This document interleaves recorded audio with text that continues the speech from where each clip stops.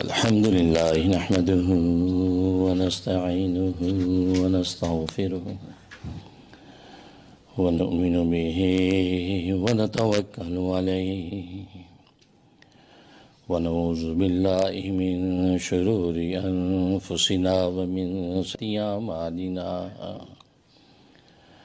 من يهده الله فلا مضل له ومن يضلل فلا هادي له ونشهد أن لا إله إلا الله وحده لا شريك له ولا نظير له ولا مثل له ولا مثال له ونشهد أن سيدنا وسندنا وشفيعنا وشفيع أمرنا وحبيبنا وحبيب ربنا ومولانا محمدا عبده ورسوله أرسله الله إلى كافة للناس بشيرا ونذيرا داعيا إلى الله بإذنه وسراجا منيرا أما بعد فأعوذ بالله من الشيطان الرجيم کیا ہے کسی دوسری مخلوق میں اس کی کوئی نظیر نہیں ہے، پھر باطنی کمالات اس قدر عطا کیے ہیں، اس کے اندر علم کی استعداد رکھی ہے، اس کے اندر عقل کا جوہر رکھا ہے۔ یہ علم کی استعداد اور عقل کے جوہر کے ذریعے سے ساری کائنات کا مخدوم اور ساری کائنات اس کی خادم نظر آتی ہے۔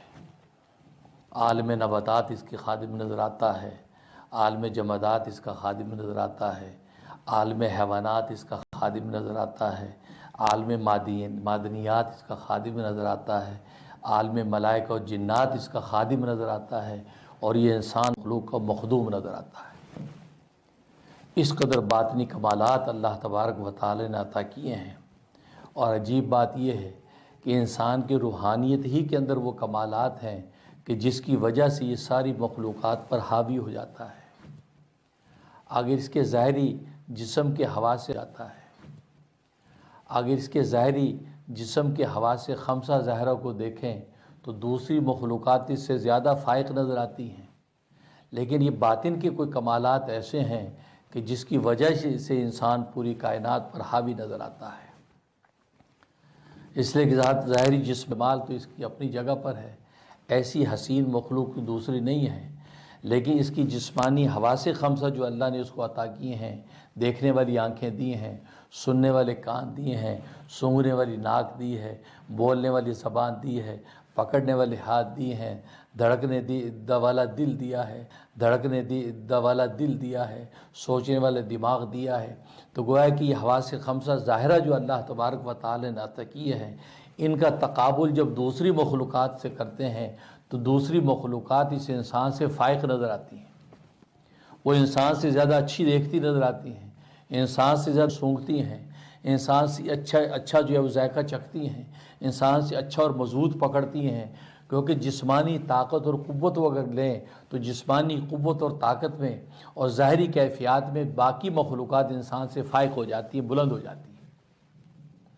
ظاہر کے شیر کے پنجے میں جو طاقت ہے وہ انسان کے ہاتھ میں نہیں ہے، ظاہر ہے کہ ہاتھی کے وزن کے اندر جو بھار ہے وہ انسان کے اندر نہیں ہے، اسی طریقے چیتے کی دوڑ کے اندر جو تیزی ہے وہ انسان میں نہیں ہے۔ تو گویا کہ جسمانی اور ظاہری اوصاف میں انسان پیچھے ہے اور مخلوقات آگے نظر آتی ہیں، لیکن اس کے باوجود آپ یہ دیکھیں کہ وہ مخلوقات جو ظاہری اوصاف کے اندر اس سے آگے اور فائق ہیں، وہ ساری کی ساری تکڑی اور تیز اور مضبوط مخلوقات اس کی غلام نظر آتی ہیں۔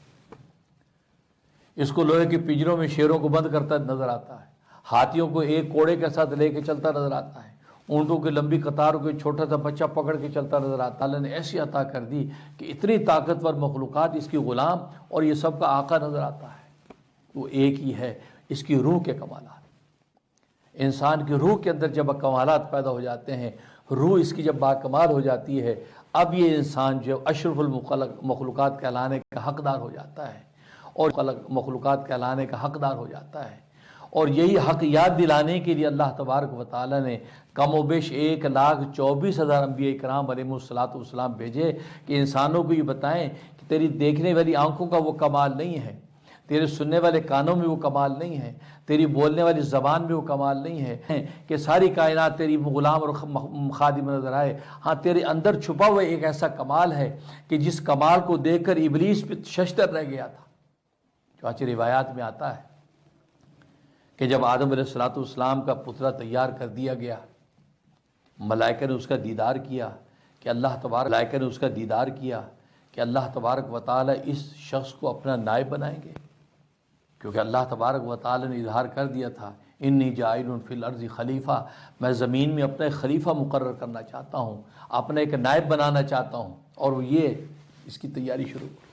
آدم علیہ السلام پتر ہو رہا ہے، ابلیس آیا، اور ابلیس اس وقت ملائکہ کا استاد تھا، اس کو مدرس الملائکہ کہتے تھے۔ وہ نور کے ایک ممبر کے پاس بیٹھ کر وہ ملائکہ کو درس دیتا تھا، ان کو علم و معرفت سکھاتا تھا۔ ظاہر ہے کہ ابلیس کو ایسا علم و معرفت اللہ نے عطا کر رکھا۔ اب یہ مدرس الملائکہ آیا اور آ کے اس نے معائنہ کیا، سارے ملائکہ شاگردوں کی طرح کھڑے ہوئے معائنہ کر رہا ہے۔ معائنہ کرتے کہ اس کی آدم علیہ السلام کی ناک میں گھسا، ناک میں گھس کے پورے جسم میں چھو کے باہر آیا، اور باہر آ کے قہقہ لگایا۔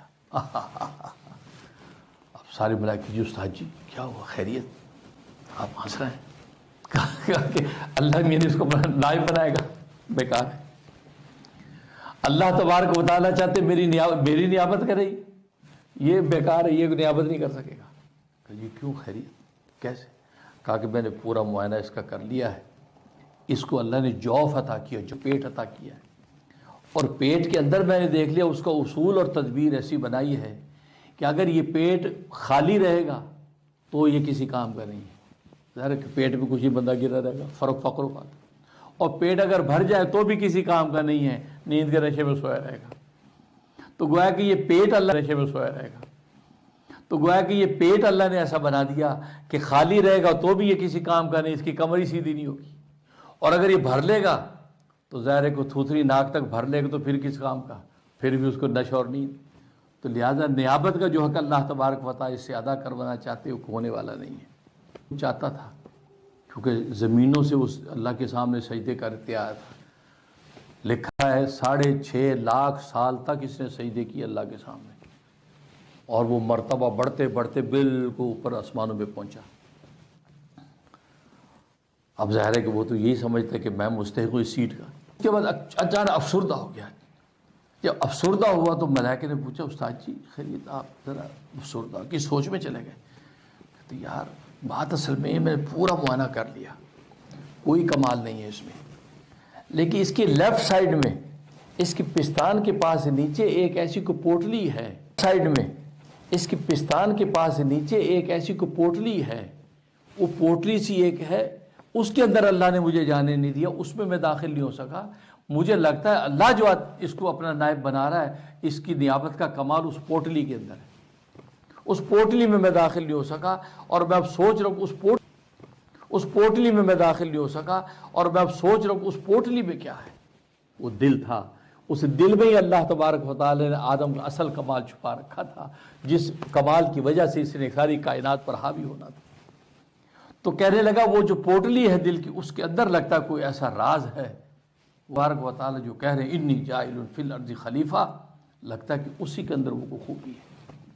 بس وہ دل کا وہی کمال، وہ روح کی خوبیاں ہیں کہ جس کو بتلانے کے لیے اللہ تبارک و تعالی نے کم و بیش 1,24,000 نبی بھیجا۔ لوگوں اس دل کی روح کے اندر جو کمال ہے، اس کمال کو زندہ کرو۔ اس باتوں کا آپس میں گھسیٹو جنگاری میں نکلیں گی، وہ اس دل کے اندر وہ کمال چھپا ہوا ہے۔ بس اس لیے انبیاء کرام علیہ السلام دلوں پر محنت کرتے ہیں۔ جب دلوں پہ محنت کرتے ہیں اور انسان جب دل کا بندہ بن جاتا ہے اور دل کی محنت لیتا ہے تو پھر دلیل اس کے سامنے جھک جاتی ہے، کیونکہ آج بندہ دلیل کا بندہ ہے۔ جی دلیل کیا، بتائیے کیا دلیل ہے، کیا دلیل ہے؟ نہیں، جب دل بن جاتا تو پھر دلیل نہیں مانگتا، پھر دل سے پوچھتا ہے، دل کا ہاں خدا ہے تو بس ہے، پھر دلیل نہیں مانگتا، ہے تو نظر کیوں نہیں آتا، ہے تو یار ہم سے بات کیوں نہیں کرتا، ہے تو یار ہمارے ساتھ ایسی باتیں ہیں اور دلیل کی باتیں وہ کرتے ہیں جنہوں نے دلوں پہ محنت نہیں کی ہوتی. دل پر جب محنت کر لیتے ہیں تو پھر ان کو یہ سوال ہی پیدا نہیں ہوتا کہ اللہ ہے تو کہاں ہے. چانچہ انبیاء کرام علیہ السلام نے اپنی امتوں کے دلوں پر محنت کی. اور تمہیں پتہ ہے پوری امتوں کا جائزہ اٹھا کے دیکھ لیں, کسی بھی امتی نے کبھی خدا ہے تو نظر کیوں نہیں آتا, خدا کہاں ہے, نظر کیوں نہیں آتا دلوں پہ محنت. جو نہ ہنجار تھے وہی سوال کرتے تھے ہمیں دیکھ رہا ہے, کھلی آنکھوں سے اللہ کو دیکھ رہا ہے. چاہے بنی اسرائیل نے حرکتیں کی, صحابہ کرام رضوان اللہ علیہم اجمعین کم و بیش 1,44,000 صحابہ, چاہے بنی اسرائیل نے حرکتیں کی, صحابہ کرام رضوان اللہ علیہم اجمعین کم و بیش 1,44,000 صحابہ. کسی نے کبھی نبی سے کہ نبی اے اللہ کے نبی اللہ ہے تو نظر کیوں نہیں آتا, ہمیں دکھائیے. کیوں کہ دلیل پر محنت نہیں, دلیل دل پر محنت ہوئی ہے. جب ان کے دل اللہ کے نبی نے ایسے مذکر اور وہ دل کی آنکھ سے صبح شام اللہ کو دیکھ رہے تھے, وہ کیوں پوچھیں کہ اللہ کہاں ہے. اگر کوئی پوچھتا بھی تو نبی یہ کہتے تجھے نظر نہیں آتا اللہ, اس کا مطلب پھر تیرے اندر ایمان آیا ہی نہیں, تیرے اندر تزکیہ آیا نہیں, میری نگاہ نبوت پڑھی تو نے اس کا اثر لیا ہی نہیں ہے, جب بھی تو پوچھتا ہے کہ اللہ کہاں ہے. تو یہ دل, تو ساری روحانیت کی ساری صلاحیت اس دل کے اندر اللہ تبارک و تعالی نے بند کر رکھی ہیں, اور یہیں سے سارے کمالات عروج پکڑتے ہیں. اور عجیب بات یہ ہے کہ جتنی بھی روحانی خوبی اور دل کے کمالات اللہ نے اس کو عطا کیے ہیں, ان میں 4 کمالات ایسے ہیں جو سارے کمالات کا تاج ہیں. سارے کا کر لیا تو گویا کہ سارے کے سارے روحانی کمالات کا وہ بادشاہ بن گیا. پہلا کمال حکمت, دوسرا کمال عفت, تیسرا کمال شجاعت, چوتھا کمال عدالت. پہلا کمال حکمت, انسان کے اندر حکمت پیدا کرے. حکمت کیونکہ اللہ حکیم ہے, اور اللہ تبارک و تعالی جب حکیم ہے تو اللہ اپنی حکمت کے تحت اپنے بندوں کے اندر بھی اس کا حصہ بانٹتے ہیں. جس میں قرآن نے کہا وَمَن يُؤْتَ الْحِكْمَةَ فَقَدْ أُوتِيَ خَيْرًا كَثِيرًا, جس کو حکمت عطا کر دی گئی اس کو خیر کثیر عطا کر دیا گیا. حکمت ایسی دولت. دوسرا عفت, پاک دامنی, عفت کا کمال. تو جسے عفت کا کمال حاصل کر لیا اسے بے شمار کمالات پر حاوی ہو گیا. تیسرا کمال شجاعت, دلیری اور بہادری, جس سے اپنے شجاعت کا کمال حاصل کر لیا اسے بے شمار کمالات سمیٹ لیے. اور چوتھا کمال عدالت, کمالات سمیٹ لیے. اور چوتھا کمال عدالت, عدل, اعتدال, توازن, یہ 4 کمال.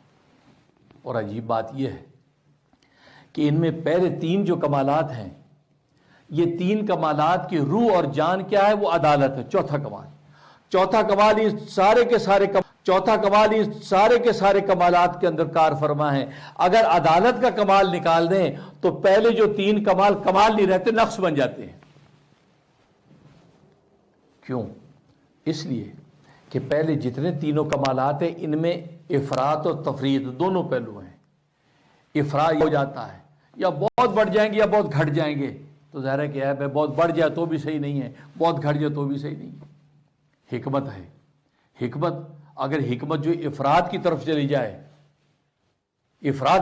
جائے تو مکاری بن جاتی ہے.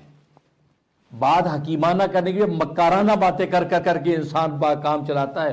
لوگ کہتے ہیں یار بڑی حکمت کی بات کی, حالانکہ وہ مکر کر رہا ہے. تو وہ اگر افراد میں گئی تو مکاری بن گئی, مکر بن گیا, اور وہ اللہ تبارک و تعالیٰ کو منظور نہیں. اور مکر شیطان کا ولین وصف ہے جس کا یہ انسان شکار ہوگا. اور اگر تفرید کی طرف چلا جائے تو یہ سادہ لوئی کہ اچھے برے کی اس کو پتہ ہی نہیں چلتا. تو ایسی سادہ لوئی بھی نہیں چاہیے. ہاں ایسا چاہیے جیسے حضرت عمر فاروق رضی اللہ تعالیٰ کے بارے میں آتا ہے, نہ کسی کو دھوکہ دیتے ہیں نہ کسی سے دھوکہ کھاتے ہیں. اب آپ دھوکہ نہ دیں کسی کو, کتنے اللہ کے نیک بندے دھوکہ نہیں دیتے, تو کھاتے صبح شام ہے, یہ تو کوئی گل نہ ہوئی نا. بندے کا پتر جن کا پتر تو وہی ہے, نہ دھوکہ کھائے نہ دھوکہ دے. تو دھوکہ کھائے جا رہے ہیں آپ بیٹھے, تو مطلب ایسی سادہ لو ہی نہیں, نہ دھوکہ دیتے نہ دھوکہ کھاتے. یہ حضرت عمر فاروق کی شان. تو گویا کہ سادہ لوہی آپ کی ایسی آپ کی محسوب ہو رہی ہے, یہ بھی نہیں چاہیے. اعتدال. تو حکمت کے اندر دونوں پہلو ہیں. اگر افراط ہو جائے تو مکر بن جاتا ہے, تفرید ہو جائے سادہ لوہی بن جاتی. یہ دونوں عیب ہیں, نقص ہیں.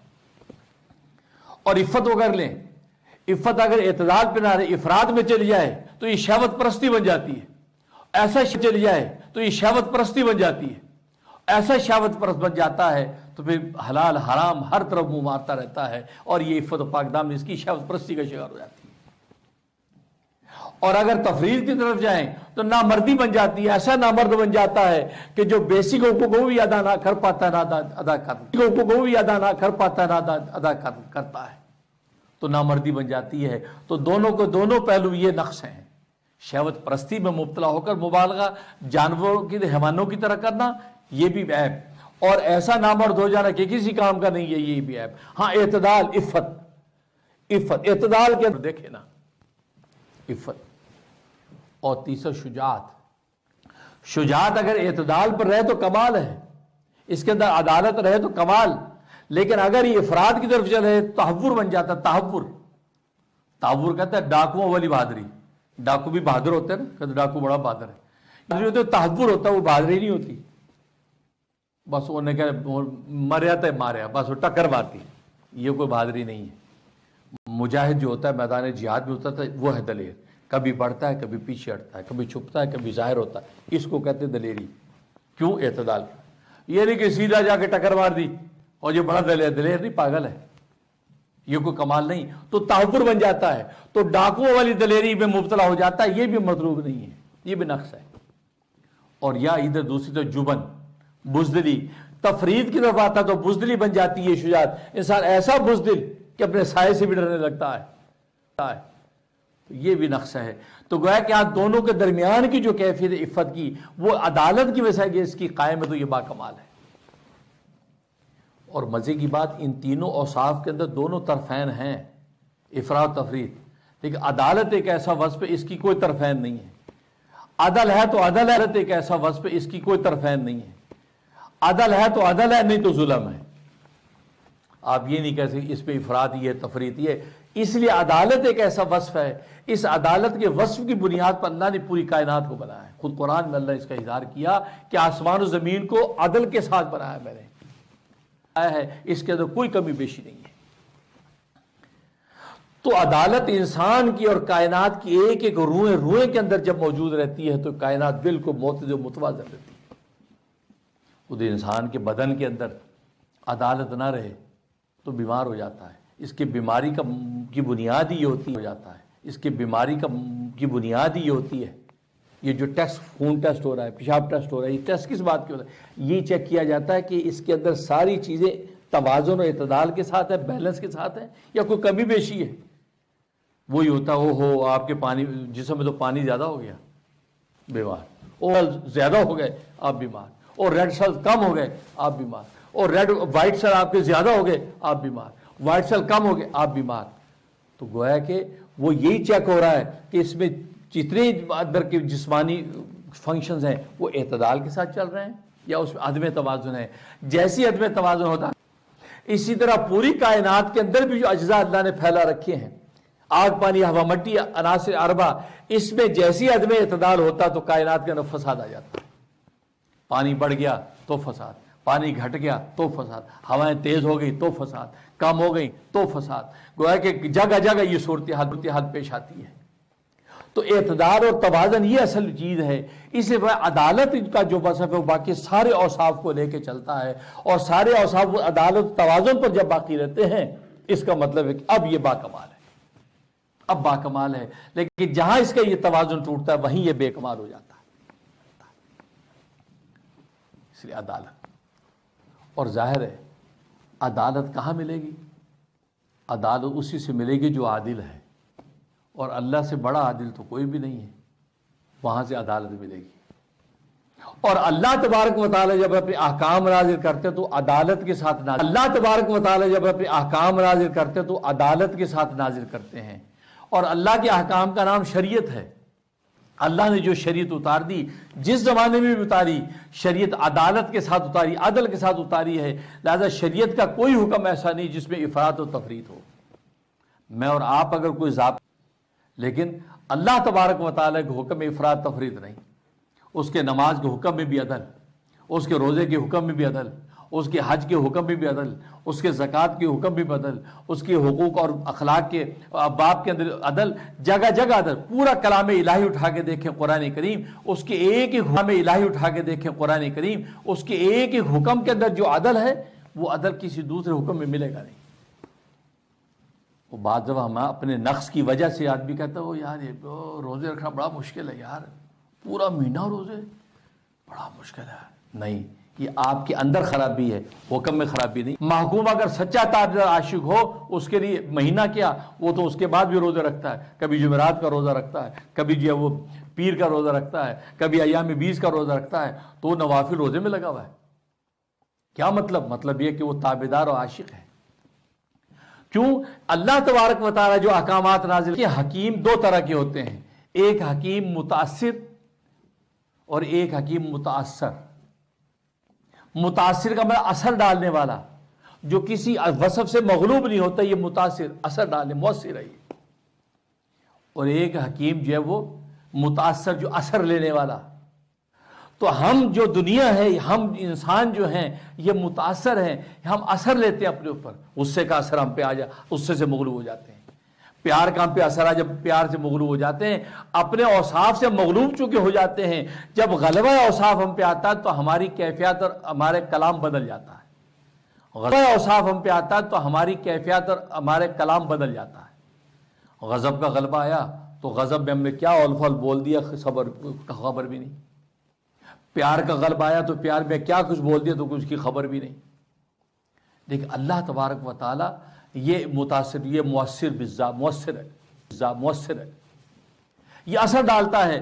اللہ تبارک و تعالی جب کوئی حکم دیتا ہے وہ کسی وصف سے مغلوب نہیں ہوتا۔ کسی گناہ گار کے اوپر جب اللہ کو غضب آتا ہے تو غضب اس کے اوپر غالب نہیں ہوتا، اللہ غضب پر غالب ہوتا ہے۔ تو اللہ غضب پر غالب ہو کر اس کے لیے حکم جاری کرتا ہے کہ چور کے ہاتھ کاٹ دو۔ تو گویا کہ اللہ تبارک و تعالی وہ اپنے غضب سے مغلوب نہیں ہے، غضب پر غالب ہے۔ اسی طریقے سے اللہ تبارک و تعالی کسی سے محبت کرتا ہے تو اللہ اس کی محبت میں مغلوب نہیں ہوتا، محبت پر غالب رہتا ہے۔ نتیجہ کیا ہوگا؟ جب ایسی ذات ہے کہ جو کسی وصف کا اثر اپنے اوپر نہیں ہے، کہ جو کسی وصف کا اثر اپنے اوپر نہیں لیتی، وہ جب کوئی حکم صادر کرے گی اس حکم میں عدل ہوگا، پورے عدل اور انصاف کے ساتھ وہ حکم کو جاری کرے گا، اس کے اندر کوئی کمی بیشی نہیں ہوگی۔ کیوں؟ کہ وہ اپنے اوصاف سے مغلوب نہیں ہوتا۔ لیکن انسان مغلوب ہو جاتا ہے، غصہ آیا، غصے میں ایسا مغلوب ہو جاتا ہے کیا کچھ کہ مجدد ملت مولانا اشرف علی تھانوی رحمہ اللہ تعالیٰ نے بڑی اچھی بات فرمائی۔ کہا کہ شاگرد پہ یا اولاد میں کسی پہ غصہ آئے، اس عین غصے کے وقت میں کچھ نہ کہو، غصے کو پی جاؤ، کیونکہ غلبہ، ہم مغلوب ہو جاتے غصے سے، تو اس غلبہ غضب دودھ کو توڑ کر زیادہ اس پر ظلم کر بیٹھے۔ اس وقت آپ اس کو جو ہے نوٹس دلا دے، اچھا تم نے یہ حرکت کی، میں تم سے بات کروں گا، کر کے ٹال دی۔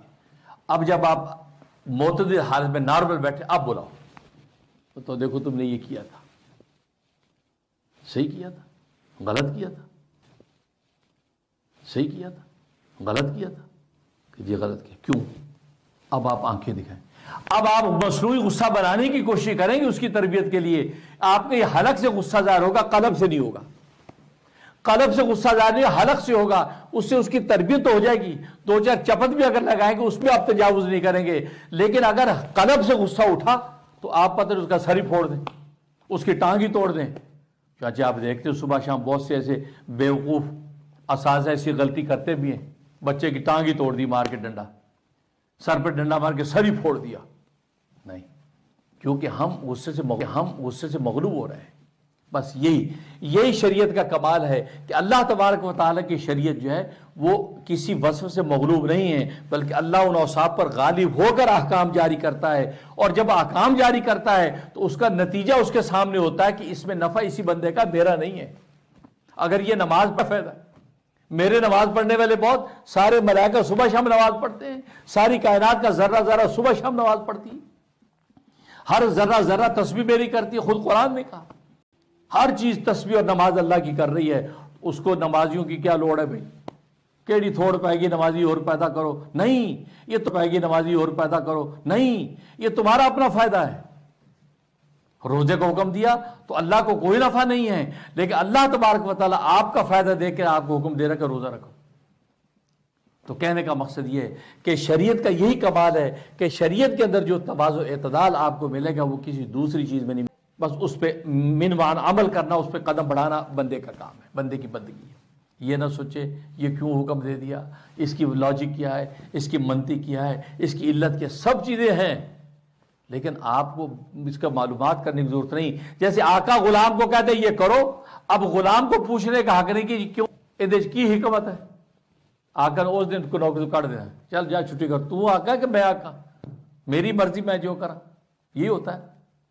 بالکل اسی طریقے سے اللہ تبارک و تعالیٰ تو آقا نہیں، ہمارا معبود ہے بھائی، اس کی تو عبادت کی جاتی ہے، دنیا میں آقا کی تو عبادت بھی نہیں ہوتی، اللہ کی تو عبادت کی جاتی ہے بھائی، اس کی تو عبادت کی جاتی ہے، دنیا میں آقا کی تو عبادت بھی نہیں ہوتی، اللہ کی تو عبادت کی جاتی ہے۔ ہم اللہ کے جو غلام نہیں ہیں، غلام آقا کی کو سجدے نہیں کرتا، ہم تو اللہ کے بندے ہیں، اللہ ہمارا معبود، اس کا جو حق اور شان ہے اس کی تو کوئی نظیر ہی نہیں ہے۔ اس لیے قرآن میں کہا لا تسأل عما یفعل، اللہ جو کر رہا ہے وہ کر رہا ہے، اس کی خدائی ہے، آپ اپنی بندگی کریں، اس کی خدائی کے بارے میں نہ پوچھیں کہ اللہ نے ایسے کیوں کیا۔ ہاں آج ریسرچ کی دنیا ہے، تحقیق کی دنیا ہے، یہ قرآن میں حکم ہے کہ نہیں، یار نبی علیہ السلام نے فرمایا کہ نہیں، یار یہ شریعت میں ہے کہ نہیں۔ ٹھیک ہے، اگر آپ کو ریسرچ کو پہلے یہی تحقیق کر لو۔ خاص طور پر آج نوجوان بچے جی وائے پاپا اللہ نے ایسا کیوں کہا، بھئی کیوں نہیں، یہ تحقیق کرو کیا کہا، کیا پہ محنت کرو، قرآن کی اسٹڈی کرو، احادیث طیبہ دیکھو، دین اسلام کو مطالعہ کرنے کے بعد آپ اس نتیجے پر پہنچو اللہ نے کہا ہے۔ جب یہ ثابت ہو اللہ نہیں کرنا، اس میں کیوں کا سوال اب نہیں بنتا۔ آپ کیا کا سوال تو کر سکتے، اللہ نے کیا کیا کہا ہے بتائیے، یہ کہا ہے، اچھا ہم ویریفائی کریں گے، کر لیں۔ اب ویریفائی آپ نے کیا، ہاں یار اللہ نے کہا تو ہے 5 ٹائم نماز پڑھنی، اللہ نے کہا تو ہے روزے رکھنے، اللہ نے کہا تو ہے زکوٰۃ، بس اب آپ کو یہ نہیں پوچھنا، اللہ نے کہا تو ہے زکوٰۃ، بس اب آپ کو یہ نہیں پوچھنے کا کہ اللہ نے کیوں کہا ہے۔ یہ آپ کا کام بندگی، آپ کا کام بندگی، آپ عمل کریں تو کیا پر محنت کریں، کیوں پر محنت نہ کریں۔ اور آج شیطان ابلیس نے ہمیں کیوں پہ ڈال دیا ہے، لہذا آج کا نوجوان یونیورسٹی کالج کو اٹھتا ہوئی کہتی یہ اللہ نے یہ کیوں کہا، کیوں کی محنت نہ کریں، آپ کیا کی محنت کریں، اللہ نے کیا کہا ہے اس پہ محنت کریں۔ جب پتہ چل کہ اللہ نے کہا ہے اور رسول اللہ نے کہا ہے تو رسول اللہ کی رسالت کا حق یہ کہ بعد ہمیں اس پہ عمل کرنا ہے، ہمیں اس کے اوپر جرا نہیں کرنی۔ اگر مومن معاشرہ اور نئی جنریشن اس نقطے کو اگر سمجھ جاتی ہے تو پھر یہ آج پیدا ہوتا ہے اور جی اسلام میں یہ خراب، اس میں یہ خراب، ارے شریعت، یہ سب ختم ہو جائے گا۔ اور اسی نہج پر اپنے بچوں کی طرف کہ بیٹا کیا پر محنت کر لو، کیوں پر نہیں، کیا کہا ہے اسلام نے، شریعت وہ تحقیق کر لو۔